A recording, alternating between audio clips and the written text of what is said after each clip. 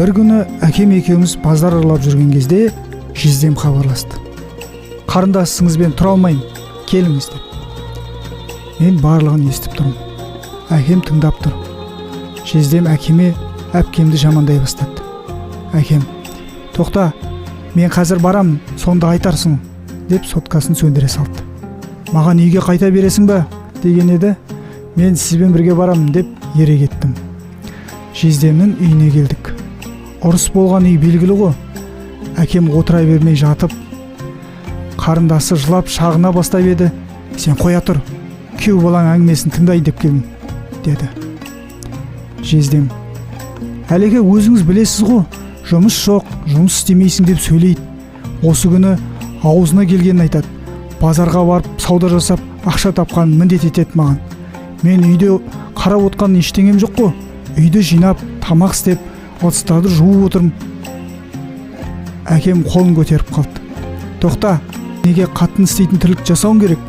Еркек деген таңертең кетіп жұмысқа, кешке келу керек. Жума ыдысты, жинама үйді. Осыларды асырау сенің еркектік міндетің. Қазір сен екеуіңнің міндеттерің ауысып кетіпті. Соған орай қатынның да тілі шыға бастаған. Бұл сен осылай отыра берсең, үдей береді. Есіңде болсын, әйелдің тапқан нанын жеген еркектің кірген шыққан сайын маңдайшаға тиеді. Еңсеңді көтеріп, ана ұлыңа үлгі болып кір. Тамағын тауып әкеліп, тамақ дайын ба, тамақ дайын емес па деп сұрау сенің міндетің. Базар әйелдің тілін шығарады. Өйткені әйелің ол жерде күнделікті нәпақасын табу үшін жан жағындағылармен, еркектермен де бәсекеге түсуіне тура келеді. Әйел ашынады. Ашынған адам ешкімге де аямайды. Оның да бөтен әйелдердей күйеуім әперді деп көйлек киюге мақтануы керек емес пе? Арба айдасаң да отбасыңды өзің бағуың керек. Мүгедек болсаң түсінер едім. Сап-сау еркектің бұндай әңгіме айтқан жарамайды. Ажырасу оңай ма? 3 балаңды мақұл әкетермін, өсірермін. Бірақ есіңде болсын. Маған бөтен болмағанмен менің балаларымның таяғын жеп, солардың түртпектеуімен жалтақ болып өседі. Кісі есігінде жүрген бала қорғаншақ болады. Жетімнің қарны тоймас деп атам қазақ біліп айтқан. Менің май бергенім сенің су бергеніңе татымас. Қазір ақырғы сөзіңді айт, қарындасым. Сен ұрды деп қанша жылап келгенде орталарыңа түспедім. Өзің шақырғасын келдім. Бір туған бауырым. Үнемі ажырасамын деп келгенде қайтып жіберетін едім. Бірақ осының жылап келгені маған оңай дейсің бе? Әке шешеден ертерек қалды. Өлер алдында апам осыны маған аманаттаған еді. Үй болып кетсін деп қана үндемей жүрмін. Бұл маған анау өз қызымнан да жақын.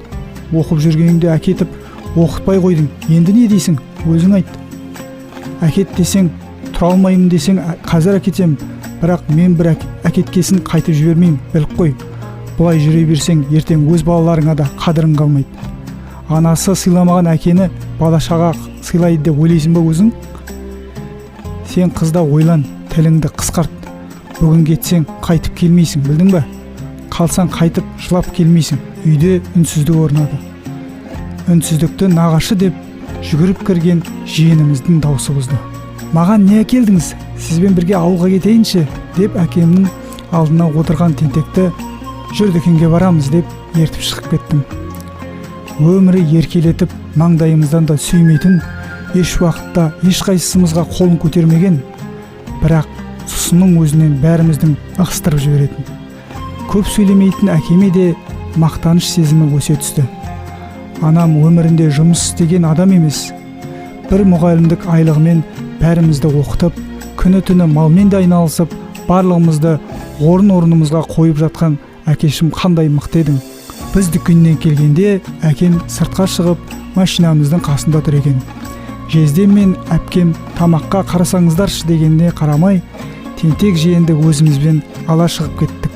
Арада көп ұзамай жездем де жұмысқа тұрды. Әпкем 1 жылдан кейін тағы бір қыз босанып алды. Содан кейін ұрысып жатырмыз деп шақырған емес. Өмір деген сабақ қой. Бұны да бір сабақ деп өзіңізге түйе жүріңіз, қымбатты көрермен.